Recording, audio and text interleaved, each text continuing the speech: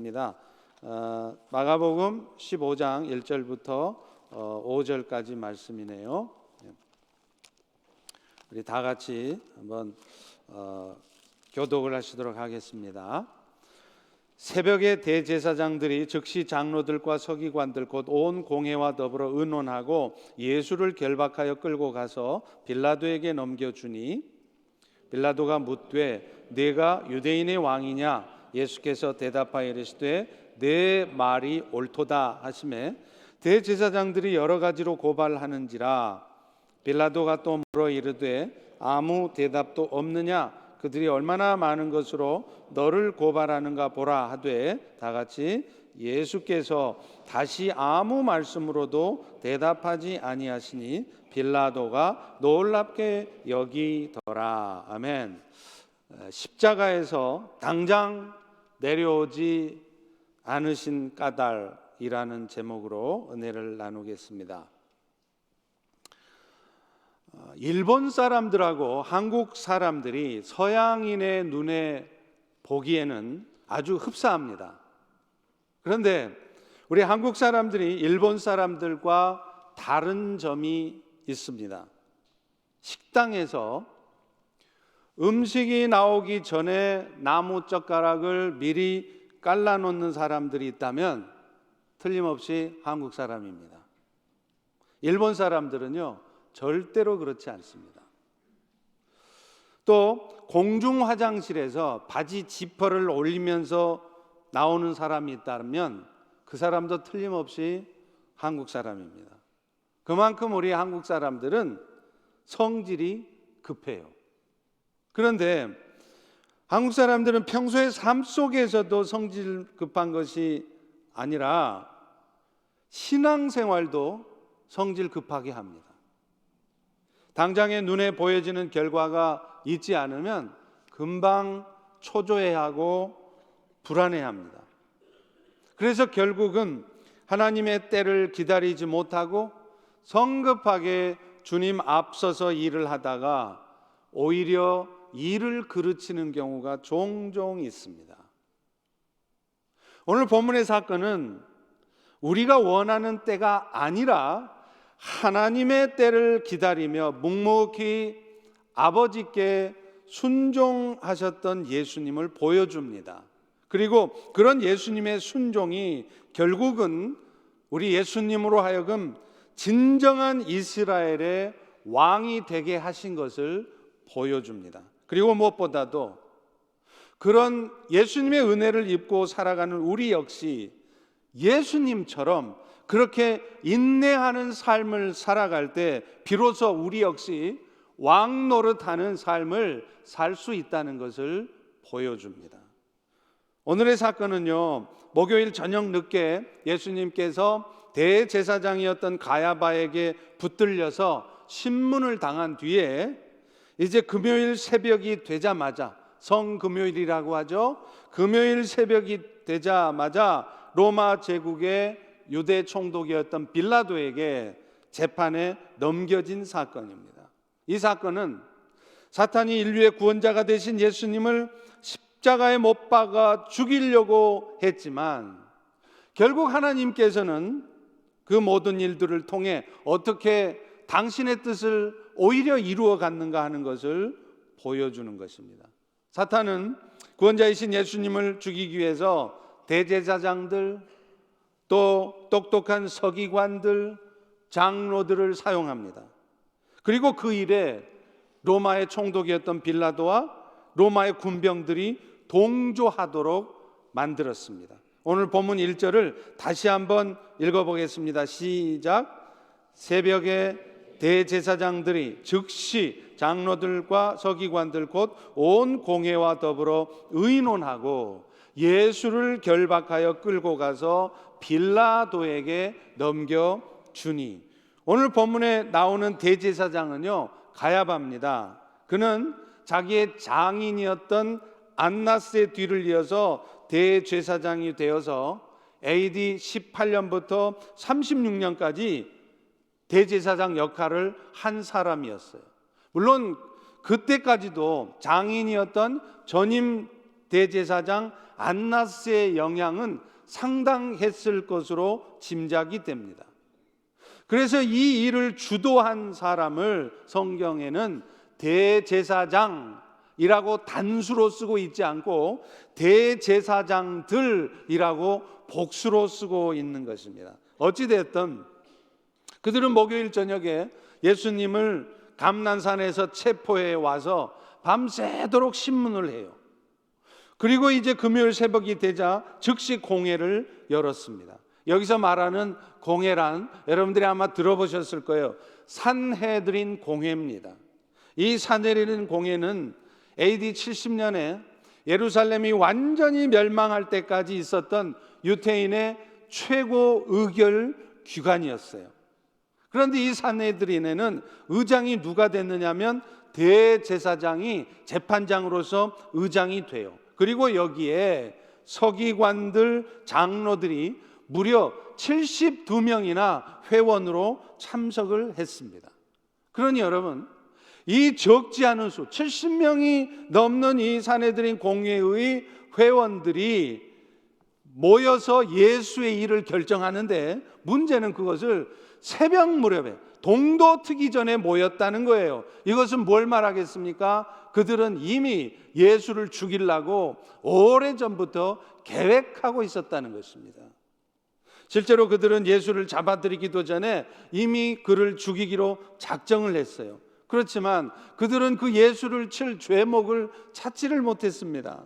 바로 앞장인 마가복음 14장 55절 56절에 보면 이런 말씀이 있어요. 대제사장들과 온 공회가 예수를 죽이려고 그를 칠 증거를 찾지만 얻지 못하니 이는 예수를 쳐서 거짓 증거하는 자는 많은데 그 증언이 서로 일치를 못했다는 거예요. 예수를 죽이려고 거짓 증언자들을 세우니까 예수님의 죄목에 대해서 증언하는 사람은 많아요. 그런데 문제는 증언하는 사람들끼리 말이 안 맞는 거예요. 왜 그럴까요? 가짜니까 그렇죠. 아니나 다를까 이제 빌라도는 그런 예수님의 죄목을 찾으려고 직접 예수님에게 묻습니다. 예수님의 대답을 꼬투리 잡아서 그를 신성모독죄로 몰아가려고 한 것이었죠. 그런데 놀랍게도 예수님은요, 그들의 의도를 뻔히 알면서도 그들이 원하는 대답을 순순하게 해주시는 거예요. 마가복음 14장 62절입니다. 내가 크니라 인자가 권능자의 우편에 앉은 것과 하늘 구름을 타고 오는 것을 보리라. 예수님이 권능자의 우편에 앉았다는 거예요. 이 말을 듣자마자 대제사장은 옷을 찢습니다. 더 이상 우리가 무슨 죄목을 찾겠느냐는 거예요. 더 이상 증거를 찾을 것도 없이 저 예수는 신성을 모독했다. 그래서 그들은 예수를 사형에 처하고자 했던 것입니다. 그런데 문제는 이런 산헤드린 공회의 결정이 있었어도요, 로마 총독의 허락이 없이는 예수님을 사형에 처할 수가 없었습니다. 왜냐하면 당시에 로마 제국을 대신해서 유대 나라를 다스렸던 산헤드린 공회는 비록 유대의 최고 의결 기관이긴 했지만 아무리 그래도 그들이 자기 마음대로 사람들을 죽이는 사형을 집행하는 일을 할 수가 없었다는 거예요. 결국 그들은 어떻게 합니까? 예수님을 죽게 하려고 로마 총독에게 예수님을 넘겨요. 당시에 총독들은 로마 정부의 허락을 받지 않아도 적어도 자기 관할 지역에 있는 식민지의 백성들에 대해서는 사형을 처할 수 있었어요. 식민지에 있어도 그가 로마 제국의 시민권을 가지면 사형을 못합니다. 그러나 식민지 백성이라면 로마 총독이 자기 권한으로 그를 사형에 처하는 거예요. 이 일에 쓰임받게 된 총독은 그 유명한 빌라도였습니다. 그는 AD 26년에 티베리우스 왕조 때 유대 총독으로 임명이 되어서 AD 36년까지 유대 땅, 사마리아 땅을 다스렸던 총독이었어요. 그런데 이 빌라도라는 사람은 전승에 의하면 어떤 사람이냐? 아주 뇌물을 좋아했대요. 그래서 뇌물만 받으면 재판도 안 하고 그냥 처형을 일삼는 아주 잔인한 인간이었다는 것입니다. 그런데 그렇기 때문에 오히려 이 대제사장들은 그 빌라도에게 예수의 재판을 맡기는 것을 더 좋아했던 것입니다. 그 당시에 로마 총독의 관저는 지중해 연안에 있는 가이사랴 빌립보라는 지역에 있었어요. 그래서 평소에 로마 총독은 그 지중해 연안 가이사랴 빌립보 정말 아름답고 좋습니다. 그런데 거기에 살다가 이제 유대인들이 큰 절기가 되잖아요. 그러면 유대 사람들이 다 예루살렘으로 모이는 거예요. 왜요? 율법에 절기가 되면 예루살렘 성전을 다 방문하도록 되어 있습니다. 그래서 그때가 되면 많은 유대인들이 모이기 때문에 그들 가운데 혹시 소요가 나거나 데모가 일어나거나 혹은 밀란이 날까 걱정이 되니까 평소에 로마 총독은 가이사랴 빌립보에서 편하게 지내다가 절기 때만 되면 예루살렘으로 올라와 있는 거예요. 근데 여러분, 예수님이 십자가에 죽을 때가 언제입니까? 6월절 절기 아니에요. 그러니까 그때 때마침 타임리하게 로마 총독은 그 예루살렘에 올라와 있었던 것입니다. 대제사장들과 서기관들이 예수님께 덮어 씌운 제목은 그가 유대인의 왕 행세를 했다는 거예요. 그들은 분명 신성모독죄로, 자기들 안에서는 신성모독죄로 예수님을 죽이기로 했어요. 그런데 빌라도에게 가서는 그를 신성모독죄로 고발한 게 아니라 유대인의 왕 노릇을 했다는 죄로 고발을 한 것입니다. 그들이 이런 죄목을 씌울 수밖에 없었던 이유는 만약에 그들이 예수님을 신성모독죄를 범했다고 고발하면 로마 총독은 우리는 그런 종교적인 이유로는 그를 사형에 처할 수 없다, 그렇게 말할 것이 뻔했기 때문이에요. 그래서 그들은 대신 예수를 반란자로 몰아서 반란군의 괴수인 것처럼 저 사람이 자기 스스로가 유대인의 왕이라고 자처하면서 많은 유대 사람들을 동원해서 로마 제국에 항거하려고 한다, 반역죄인이다, 이렇게 고발을 한 것이었습니다. 실제로 똑같은 사건을 기록한 누가복음 23장 2절에 보면 예수님은 뭘로 고발이 됐느냐면 유대인을 선동해서 혁명을 일으키려 한 죄, 또 로마 제국 황제에게 세금 내는 것을 금하게 한 죄, 그리고 자칭 왕이라 떠들어대며 백성들을 미혹한 죄, 이렇게 고발을 당했던 것입니다. 결국 그 고발을 듣고 빌라도 역시도 그들의 고발이 정말 확실한지 확인하기 위해서 예수님께 직접 묻습니다. 2절입니다. 빌라도가 묻되 네가 유대인의 왕 맞냐? 그러자 예수님은요 망설임이 없어요. 돌려대지도 않습니다. 곧바로 대답합니다. 예수께서 대답하시되 네 말이 옳다. 그런데 사실 빌라도가 묻는 질문하고요 예수님이 대답하는 것은 차원이 전혀 달라요. 지금 빌라도가 네가 왕이냐? 하고 물었을 때는 세상의 왕이냐는 의미였어요. 실제로 유대 제사장들이 예수님을 고발할 때는 그가 유대인의 왕이라고 자칭한다고 고발했는데 이것은 그를 로마 제국에 반역한 죄인으로 몰아가기 위한 것 아니었습니까? 그러니까 빌라도는 그 예수가 진짜 반역죄를 범한 죄인인지를 보려고 네가 세상 나라 왕이냐? 물어본 겁니다. 자, 그런데 이에 대한 예수님의 대답은 예상 밖이에요. 나 유대 왕 아닌데, 사실을 얘기하면 그는 얼마든지 풀려날 수 있었어요. 그런데 예수님은 순순히 너무나도 어리석게도 그들의 고발을 인정하는 대답을 하십니다. 그러나 예수님이 말씀하신 왕이라는 것은 지금 빌라도가 묻는 의미의 세상 나라의 왕이 아니었어요. 그리스도로 말미암아 세워질 영원한 하나님 나라의 왕이신 것을 말씀하신 것이었습니다.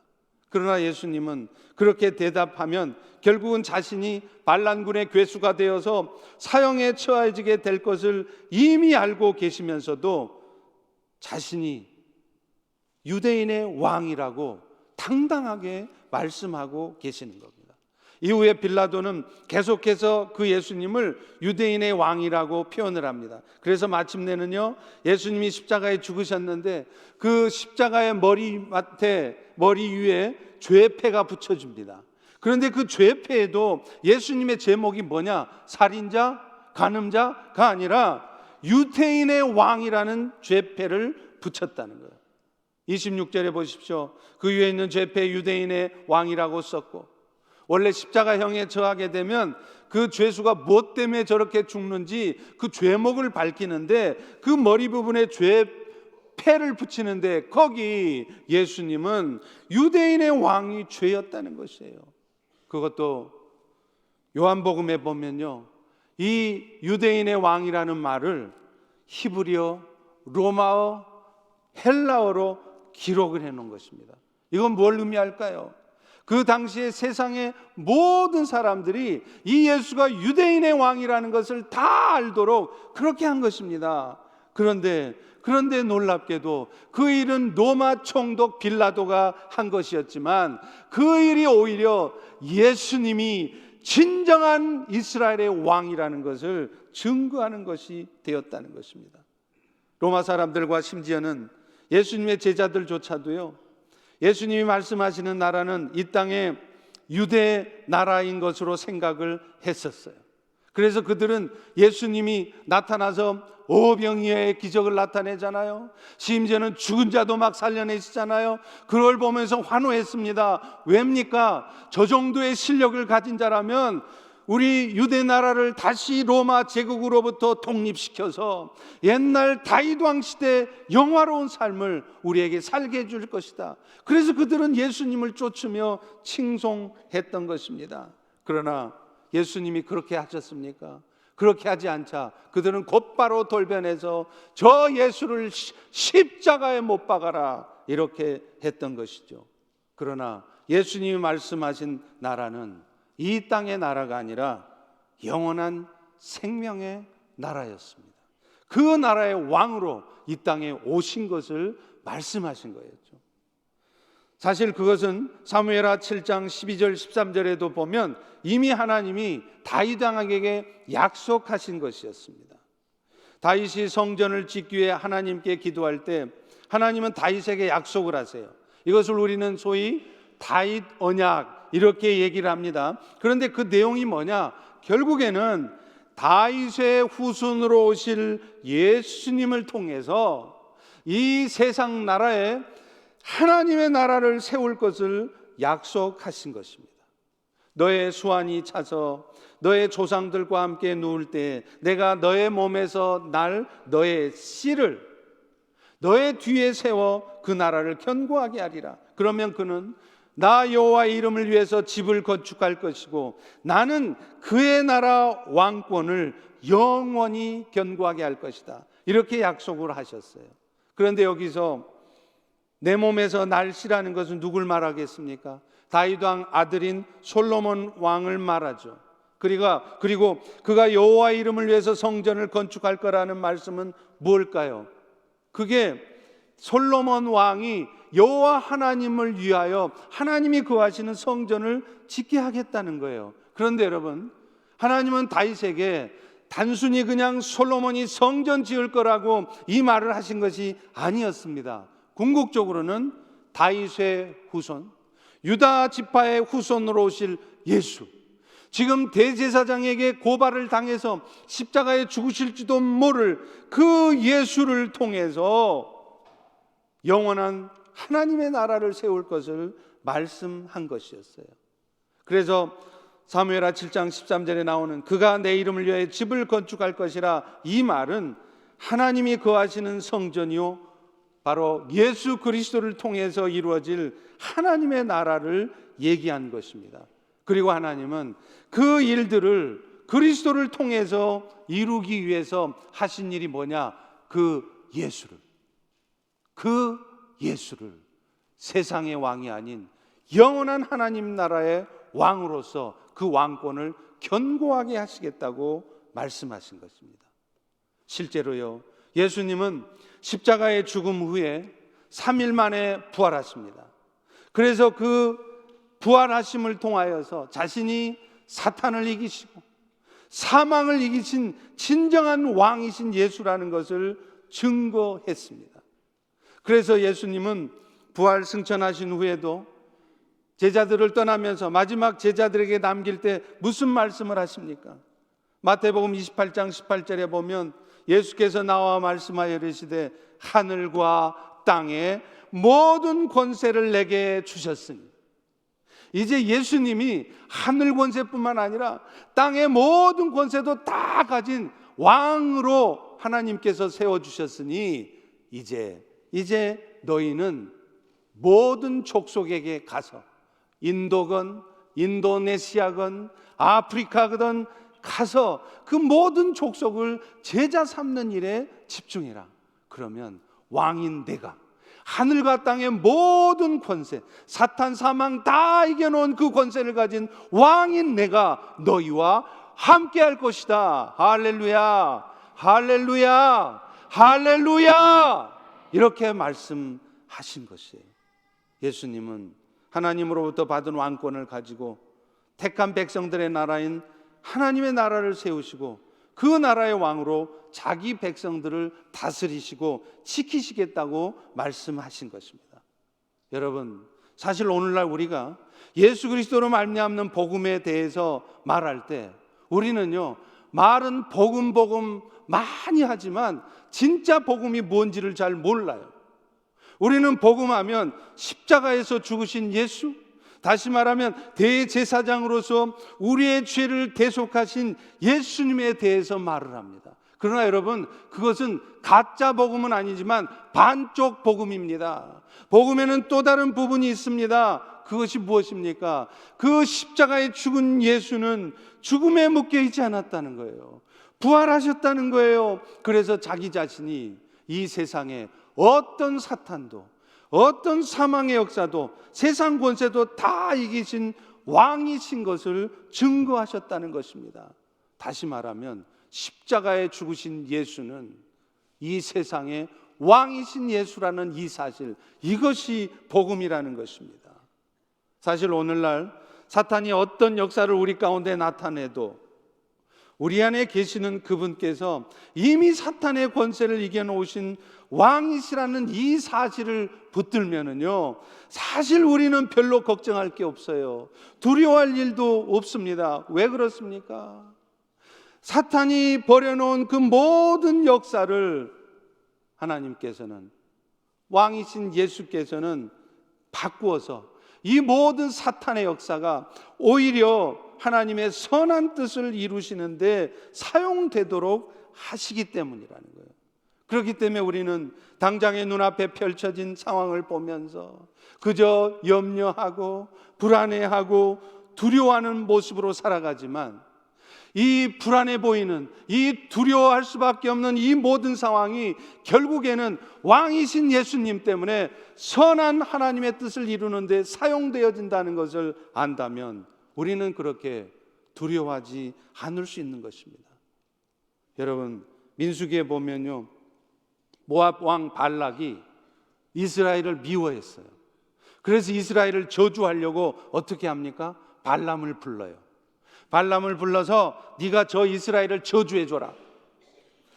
그런데 이 발람이 이스라엘을 저주하려고 이 모압 땅으로 오는데 하나님께서 친히 발람에게 나타났습니다. 그러면서 민수기 22장 12절에 보면 이렇게 말해요. 하나님이 발람에게 이르시되 너는 그 백성을 저주하지 말라. 그들은 복을 받은 자들이니라. 이스라엘이 복을 받은 자라고 말씀하시는 거예요. 왜 그렇습니까? 그들이 복을 받은 자인 것은 비록 발락 왕이 이스라엘을 저주하라고 발람 선지자를 데려왔지만 그는 자기 입으로 이스라엘을 저주만 하려고 하면요, 하나님께서 그 입술을 바꾸세요. 그래서 저주의 말이 나가는 게 아니라 축복의 말이 나가버리는 거예요. 그래서 민수기 23장 11절에 보면 그런 발람을 향해서 모압 왕이 이렇게 말합니다. 그대는 어찌하여 이같이 행하느냐? 내가 나의 원수 저 이스라엘을 저주하라고 그대를 데려왔거늘 그대는 오히려 저주가 아니라 축복을 하는구나. 여러분, 이게 뭘 말합니까? 이 땅에 살아가는 여러분들에게 사탄이 어떤 역사를 벌여도 하나님께서는 그 모든 사탄의 역사가 여러분을 향한 하나님의 뜻이 이루어지는데 사용되게 하신다는 거예요. 그래서 그 저주가 축복이 되게 하시는 분이라는 것을 우리에게 보여주는 것입니다. 그렇기 때문에 여러분, 우리가 복음으로 산다는 게 뭐예요? 복음의 능력을 나타낸다는 게 뭡니까? 여러분의 지금 처한 상황이 어떤 상황이어도 먼저 여러분이 God works, 하나님이 지금 이 순간에도 일하고 계신다는 것을 먼저 기억하고 그 말씀을 붙드는 것입니다. 여러분, 이 말이요, 제가 지어낸 말이 아니에요. 제가 아마 펠로시교에 부임한 이후 5년이 넘도록 계속 강단에서 고집스럽게 지속적으로 선포한 말이 이 말이었을 것입니다. 주님이 일하십니다. 근데 여러분, 이게 사람의 말입니까? 아닙니다. 저의 말이 아닙니다. 성경에 나와 있습니다. 여러분이 너무나도 잘 아시는 로마서 8장 28절, 하나님의 뜻대로 부르심을 입은 자들, 그들에게는 모든 것이 합력해서 선을 이룬대요. 이 부분이 영어 성경에는 In all things God works라고 되어 있어요. 뭐를 위해서요? For the good of those who have loved Him, who have been called according to His purpose. 하나님의 뜻에 따라 하나님의 자녀로 부름받은 여러분들의 무엇을 위해서요? The good, 선을 위해서 이 모든 사탄의 역사가 In all things, in all times, every time, 어떤 사탄의 역사가 있어도 결국 하나님은 그 모든 일들이 여러분을 향한 하나님의 선한 뜻 이루어지는데 사용하신다. 이 놀라운 말씀이 있다는 것입니다. 여러분, 우리 하나님의 말씀은 변함이 없습니다. 결국에는 그 말씀대로 이루어져요. 여러분이 정말 믿음으로 산다면 그러면 여러분 어떻게 살아야 되겠습니까? 그 약속의 말씀을 믿어야 되는 거예요. 만약에 그런 약속의 말씀을 믿지 않는다면 여러분은 지금 신앙생활 할 필요가 없는 거예요. 지금 상황이 아무리 급박하고 안 좋게 돌아가도 지금 이 순간에도 하나님 일하고 계심을 먼저 붙들어야 됩니다. 그럴 때 결국 왕이신 예수를 통해서 여러분의 삶도 승리하는 삶을 살 수 있는 것입니다. 로마서 8장 33절부터 37절에 보면 놀라운 말씀이 있죠. 누가 능히 하나님께서 택하신 여러분들을 고발하리요? 의롭다 하시는 이는 하나님이시니. 예수님 때문에 이미 여러분을 의롭다고 하셨는데 누가 여러분들을 함부로 정죄하겠냐는 거예요. 누가 여러분들을 죽으실 뿐 아니라 다시 살아나셔서 모든 일들을 이루어 놓으셨는데 누가 여러분들로부터 그리스도의 사랑을 끊을 수 있겠냐는 거예요. 환난입니까? 곤고가 여러분 인생에 지금 다가왔습니까? 배가 고프세요? 누군가로부터 신앙적으로 시어머니, 시아버지한테 박해받고 계십니까? 헐벗으셨습니까? 위험이 있습니까? 칼의 위험이 있습니까? 여러분, 이 모든 사탄의 역사도 결국은 여러분을 사랑하시는 일로 말미암아 하나님은 여러분이 넉넉히 이기게 하신다는 거예요. 넉넉히 이긴다는 말이 영어 성경에는 more than conqueror라고 되어 있습니다. 정복자, 승리자, 그 나폴레옹처럼 여러분의 삶에도 맨날 상황에 지쳐서 힘들고 어려운 상황에 거기에 빠져서 어둠에 빠져서 낙심하고 실망하고 불평하고 신음하고 그렇게 살아가는 것이 아니라 그런 어떤 사탄의 역사가 있어도 그 상황에서도 정복자 이상으로 여러분은 승리의 삶을 살 수 있다는 거예요. 이게 여러분 왕으로 사는 것입니다. 실제로 사탄은요, 로마 군병과 빌라도를 사용했습니다. 그래서 십자가에 예수님을 못 박아 죽였잖아요. 여러분, 여기까지만 하면 예수님이 진 거예요.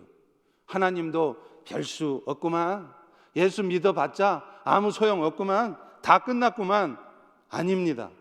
하나님은 오히려 그 끝난 것 같은 그 일을 통해서 우리의 죄가 용서되어지고 인류가 구원되어지는 일을 했습니다. 또 오늘 본문의 이야기처럼 사탄은 예수님을 조롱하고자 그 예수님의 머리 위에 유대인의 왕이라는 죄패를 붙이게 했습니다. 얼마나 수치스럽습니까? 부끄럽습니까? 그러나 이 일이 사실은 우리 예수님이 이 세상의 진정한 왕이신 것을 온 세상에 증거하게 만들지 않았습니까? 오늘 우리 인생도 마찬가지라는 거예요. 사탄은 끊임없이 우리를 넘어뜨리려고 하고, 교회를 넘어뜨리려고 하고, 여러분의 가정을 무너뜨리려고 합니다. 그래서 생각지도 못한 방법을 통해서 여러분을 공격해요. 그리고 실제 안타깝게도 우리는 그런 사탄의 공격 앞에서 속수무책 넘어지기도 합니다. 속아 넘어가서 온통 세상 살고 싶지 않은 사람처럼 말하고 행동하기도 해요. 아마 어쩌면 지금 어쩔 수 없이 도살장에 끌려가는 양처럼 여기에 끌려와 앉아있지만 마음은 무겁고 온통 어둡고 세상 살고 싶지 않은 그런 마음 가운데 있는 분들도 틀림없이 계실 겁니다. 제가 이렇게 쭉 보니까 6분, 7분이 지금 있네요. 그런데 여러분, 반드시 그런 상황에서도 기억해야 될 게 있습니다. 정신 바짝 차리고 기억하셔야 될 것이 있습니다. 그게 바로 God works입니다. 지금도 주님이 일하고 계신다는 거예요. God is working이라는 거예요. 그래서 어떤 사탄의 역사도 결국은 하나님의 선한 뜻이 이루어지게 사용하신다는 것을 기억해야 돼요. 여러분이 당한 일도, 여러분이 들은 고통스럽고 상처가 되는 말도, 정말 기억조차 하고 싶지 않은 일도 결국은 여러분을 향한 하나님의 계획이 이루어지도록 그분께서 사용하실 것을 기억해야 돼요. 여러분, 이것이 진짜 왕으로 세상을 살아가는 거예요. 계시록 5장 10절에도 보면 그들로 우리 하나님 앞에서 나라와 제사장을 삼으셨으니 그들이 땅에서 왕 노릇할 것이라, 이렇게 말씀해요. 여러분, 이 말씀을 잘 보세요. 이 왕 노릇을 만왕의 왕이신 예수님이 하는 일이라고 말합니까? 아닙니다. 그리스도 안에 있는 성도들, 여러분들이 하는 일이라고 말하고 있어요.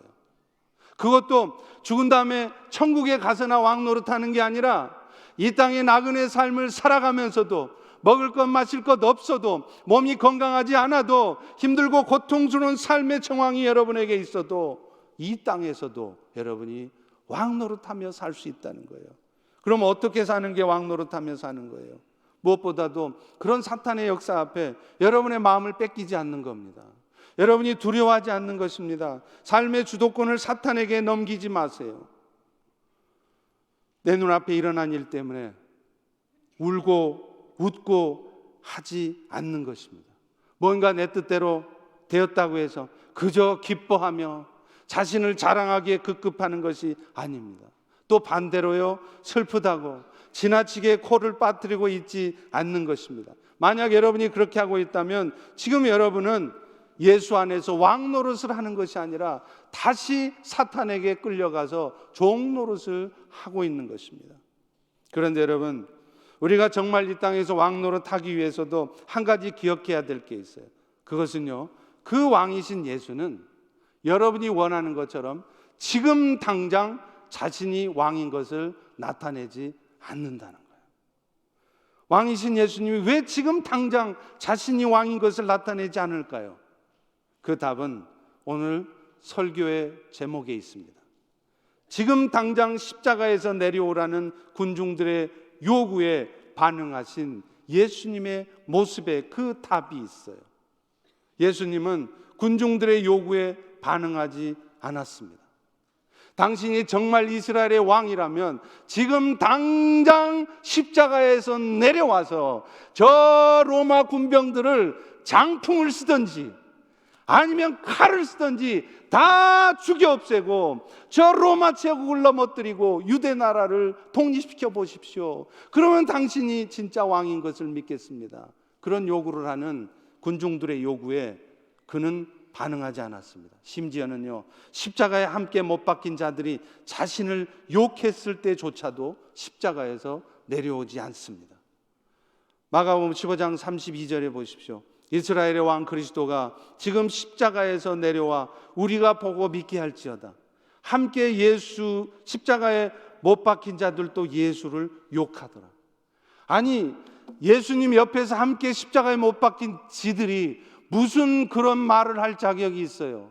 더 극악무도한 죄를 범한 죄인들이 무슨 자격이 있어서 예수를 욕합니까?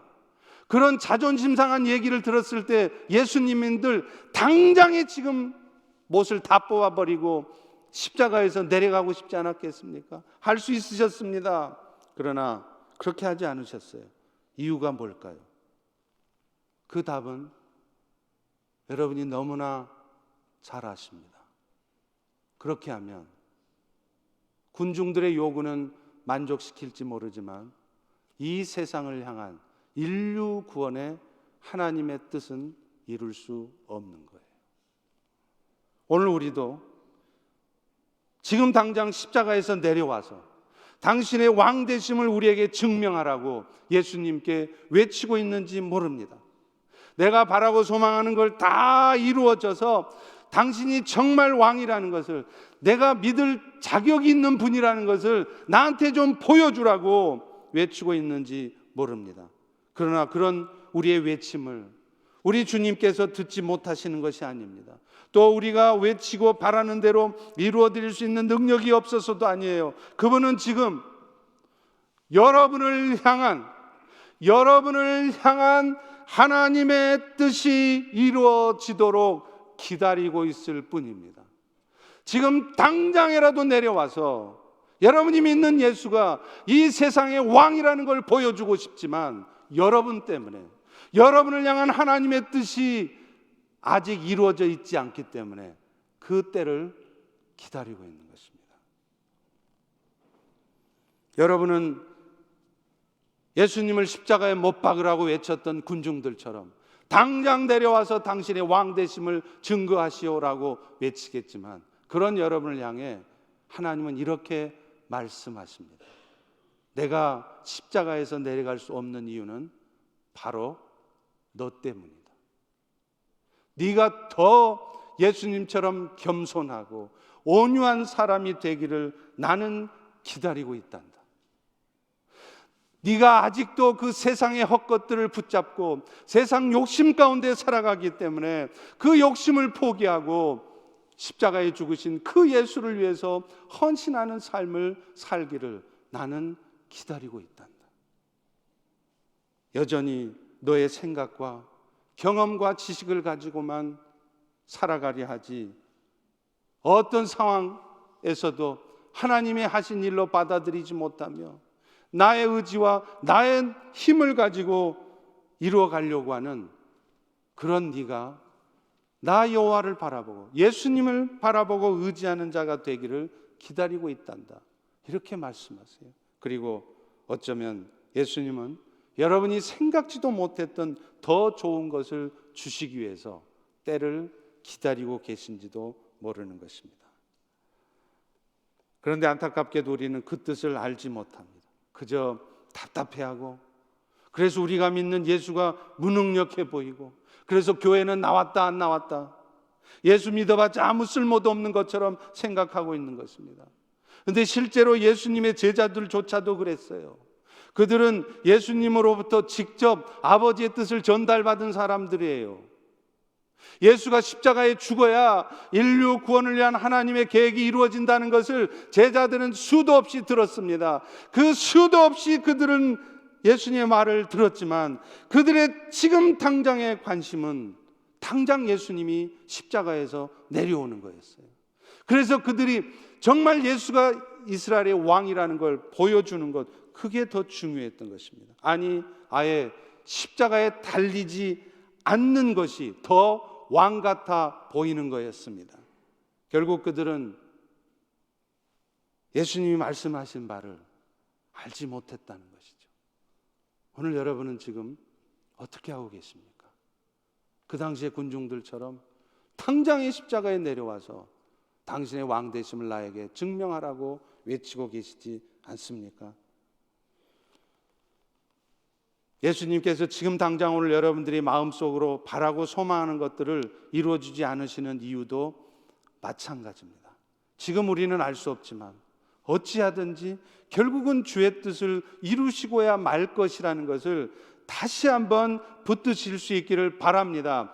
그럴 때 여러분이 할 수 있는 일이 무엇입니까? 제발 화 좀 내지 마세요. 제발 열등감에 사로잡혀 있지 마십시오. 제발 어둠에 빠져 있지 마십시오. 제발 여러분의 인생에 벌어진 일들 앞에 그저 두려워하며 염려하며 두려움에 빠져 있지 마십시오.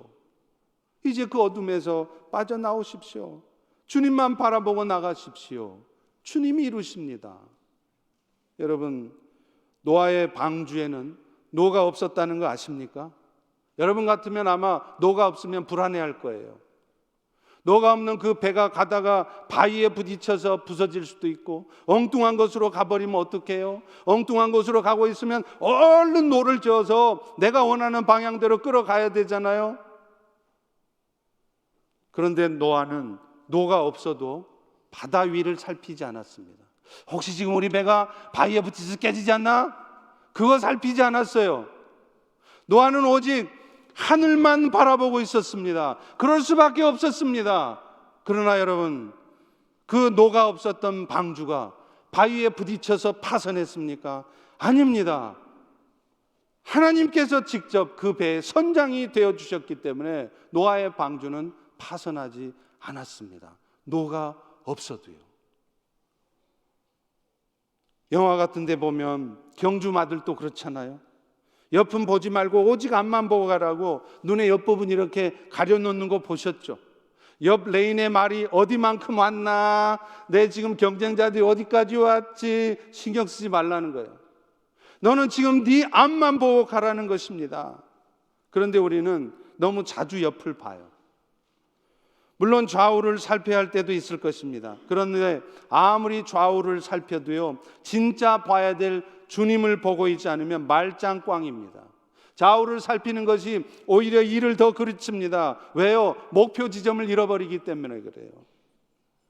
지금 십자가에서 당장 내려와서 여러분들의 인생의 문제를 당장 해결해 주시지 않을지라도 여러분, 그러실 수밖에 없는 예수님의 심정을 헤아리시기를 바랍니다. 예수님도 여러분보다 더 답답하세요. 그 시간을 기다리는 그 예수님의 심정은 여러분보다도 더 어두울 수 있습니다. 그럴수록 더욱 주님을 바라보고 오직 주님을 향해 흔들림 없는 길을 가실 수 있기를 바랍니다. 주님은 지금도 살아서 역사하고 있기 때문입니다. 우리 다 같이 한번 따라서 해보겠습니다. God works. God works. God is working. 기도하겠습니다. 하나님, 이 말을 절대로 잊지 않기를 원합니다. 우리는 복음 하면서도 십자가에 죽으신 예수는 알지만 그 죽음을 딛고 승리하신 예수, 왕이신 예수, 그래서 우리 인생에 어떤 일이 벌어져도 결국에는 그것이 선한 뜻을 이루는데 사용되게 하시는 그 예수를 알지 못합니다. 오 주님, 이 시간 다시 한번 우리 가운데 찾아와 주셔서 승리하신 예수를 붙들고 어떤 상황 속에서도 흔들림 없이 오직 주님만을 바라보며 진정한 왕 노릇을 하는 우리 모두가 되도록 은혜 베풀어 주시옵소서. 예수님의 이름으로 기도합니다. 아멘. 우리 다